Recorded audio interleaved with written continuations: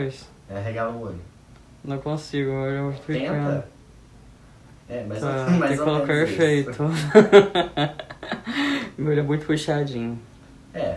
Complexos, tá, gente? Fala, carniceiros! Tudo bem? Sejam bem-vindos a mais um vídeo do Carnoficina, um canal voltado totalmente para o universo do horror. E hoje o filme escolhido pelos membros do canal para comentar foi Sorria, que fez um enorme sucesso nos cinemas no ano passado e trouxe opiniões bem diversas, porém tem uma opinião impopular sobre ele ao ponto de achar o mesmo bem subestimado. Mas antes de expressar tudo que sinto por essa fantástica obra, pelo menos na minha humilde opinião, não esqueçam de deixar aquele like, de se inscrever no canal se for novo ou nova por aqui, ativem o sininho porque eu posto conteúdo toda semana e vejam as opções de se tornarem membros, que além de decidir quais filmes vocês querem que sejam analisados, estou preparando várias surpresas só para quem é membro, tá bom? Fora que isso ajuda bastante na manutenção e melhorias do trabalho aqui no YouTube. Dados os recados, agora vamos ao que interessa, só lembrando que toda segunda é do cão aqui no canal.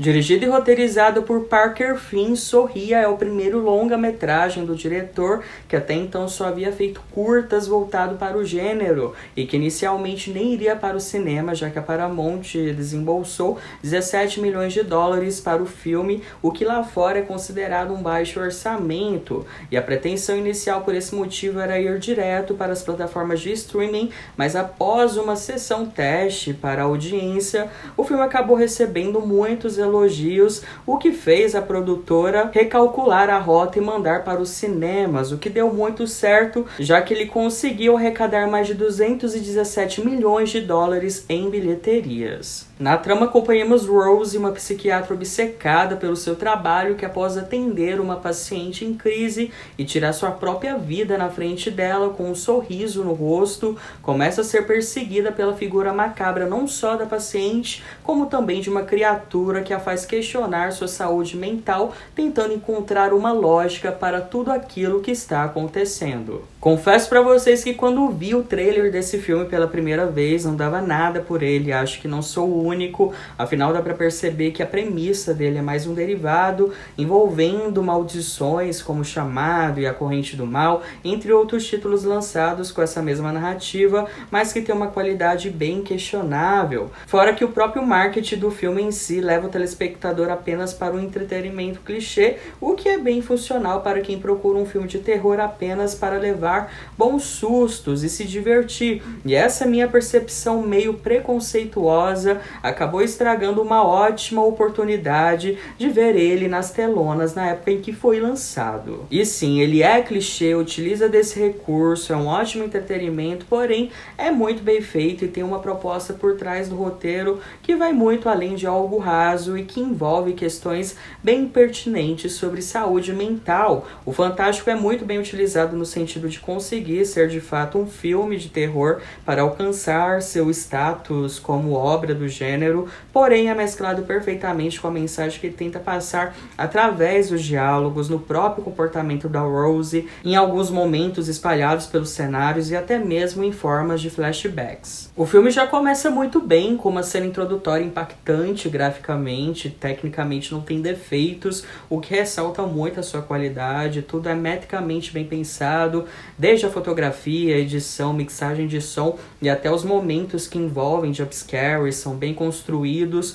Posso dizer que alguns são até minimalistas, envolvendo só a penumbra de algo na escuridão, sem a necessidade de uma trilha sonora para avisar que algo ruim vai acontecer, que causa um enorme cagaço, confesso pra vocês. E esse combo de fato o torna esteticamente e sensorialmente falando bem assustador. A atriz Susie Bacon, que interpreta a Rose, entrega uma ótima performance aqui. Ela consegue transitar perfeitamente em extremos de uma mulher controladora para uma pessoa desesperada e transtornada por medo não só dessa criatura que a aterroriza, mas que também envolve seus próprios traumas do passado, que vão sendo revelados aos poucos, ao ponto de fazer o telespectador torcer por ela, mesmo a personagem tendo uma característica bem apática. Porém, até isso é proposital, que pode ser algo bem arriscado, já que a maioria dos filmes apostam em personagens carismáticos para dar esse devido protagonismo.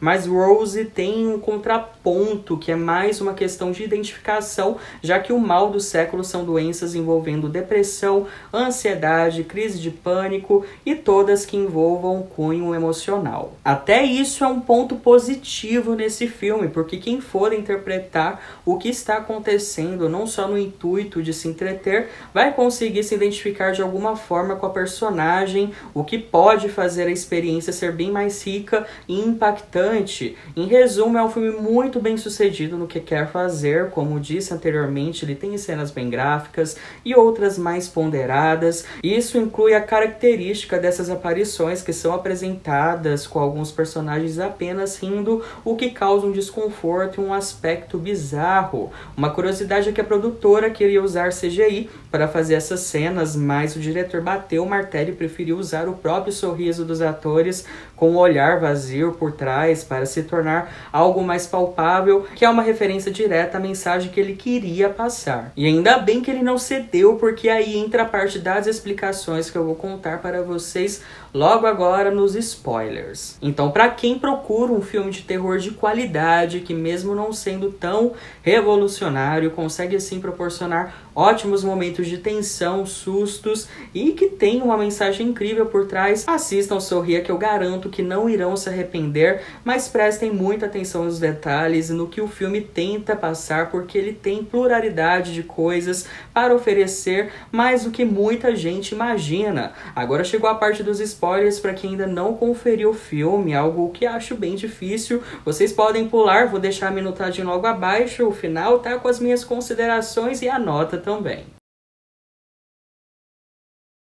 Se você está aqui por ter assistido o filme, sabe que a Rose guarda um grande segredo do seu passado envolvendo a morte da sua mãe, que não é muito bem explorado, mas mostra que era uma mulher doente com problemas mentais e aparentemente cansada do comportamento autodestrutivo da própria mãe. Ela acaba negando o pedido de socorro dela após a mesma entrar em estado de overdose por ingerir uma quantidade excessiva de remédios, levando ela a óbito. Isso aparece logo na cena de abertura como se fosse um pesadelo da Rose, mas a gente vai entender essa culpa e esse grande trauma que ela tem, e até mesmo o motivo por ter se formado em psiquiatria só depois. Afinal, muitas pessoas que se formam tanto em psicologia ou psiquiatria, sem ser de uma forma generalizada, entram nessa profissão para entender a sua própria psique e tentar compreender melhor os seus traumas, além, é claro, de dar suporte para outras pessoas que passam pelo mesmo problema. E isso explica muito o comportamento da Rose nessa obsessão pelo trabalho, em querer a todo custo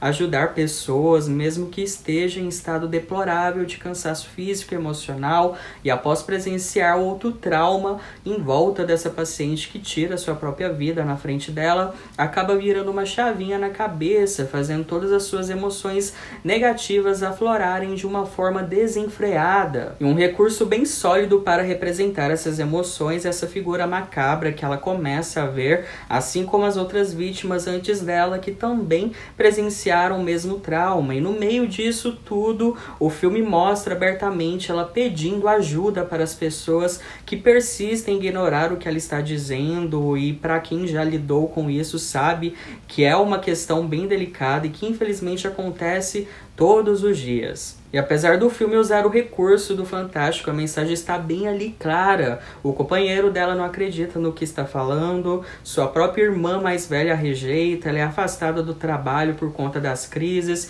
e até ela mesma começa a se perguntar se está mentalmente instável. E tem algumas mensagens inseridas em alguns momentos do cenário que são bem inteligentes. Um exemplo é que quando ela desmaia na clínica onde trabalha, quando acorda, se depara com uma sala e um canto ela vê uma cartilha pregada na parede de expressões faciais muito utilizada para o tratamento de autismo ou até mesmo pessoas que tomam ansiolíticos para controlar a depressão, bipolaridade, borderline. Não sou formada em psicologia, mas faço tratamento para borderline desde os meus 16 anos de idade e por ficar nessa troca constante de medicações até encontrar o certo, já passei por algo semelhante. Então essa é para a turma dos ansiolíticos, porque às vezes não conseguimos identificar nossas próprias emoções. E o próprio título do filme é Expressão de Sorrir. É uma fuga para quem tem algum tipo de problema e tenta esconder suas emoções de uma forma velada, de que está tudo no controle, mas no fundo a pessoa está sentindo um enorme vazio. O longa tem vários escapismos no roteiro. Um exemplo é que é a única pessoa que acredita nela e decide ajudar a seu ex-namorado, que por incrível que pareça é um policial. Então ele faz a ponte dela para descobrir as vítimas dessa suposta maldição. Encontra um único sobrevivente que está preso e diz que para ela sobreviver deve matar outra pessoa, algo que faz sentido para a resolução da trama, porém acho que deveria ser feito com mais cautela. Ela até tenta no desespero fazer isso, mas não consegue, porque existe uma linha moral no seu comportamento, e decide fugir para a casa da sua mãe abandonada para encarar o seu problema sozinha e não correr o risco de machucar outra pessoa e passar essa maldição para a frente. E nessa parte tenho que dar uma salva de palmas, porque é muito opressor, não só pela ambientação da casa totalmente destruída pelo tempo, mas também pelas memórias da Rose que são reativadas, e tem um plus da forma real da criatura que, diga-se de passagem, é assustadora e que começa a persegui-la dentro desse ambiente. E se a gente for prestar atenção nos diálogos dessa criatura com ela, e tem uma parte onde a Rose questiona por que está fazendo aquilo, por que a criatura está fazendo aquilo com ela, e ela simplesmente responde que a mente dela é convidativa e que ela não pode escapar da sua própria mente. Olha, confesso que gatilhei aqui, viu? O negócio é sinistro, principalmente para quem lida com problemas mentais. Because your mind is so important. E a parte final, quando tem essa alegoria da criatura abrindo a boca dela, entrando dentro do seu corpo, e do nada aparece esse ex-namorado que consegue localizá-la, onde ela tira sua própria vida na frente dele, mesmo que não seja explícito, é bem pesado se a gente for analisar com a ótica que o filme quer passar, e não vou mentir que me deixou na bad.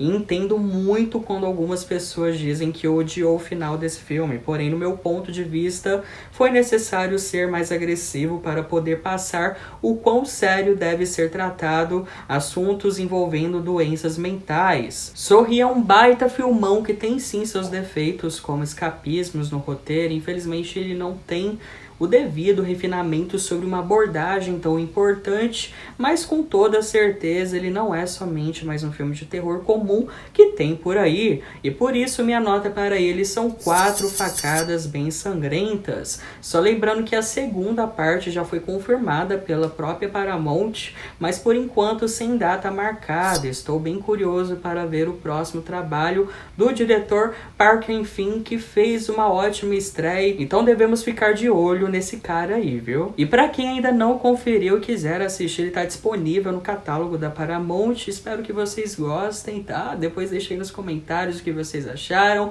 Quem já assistiu, comenta também, porque isso ajuda bastante no engajamento aqui do canal. Espero que vocês tenham curtido. Deixa aquele like, não esqueça, tá? Por favor, fortalece aí. Espero que todos estejam bem e até a próxima. Tchau, tchau.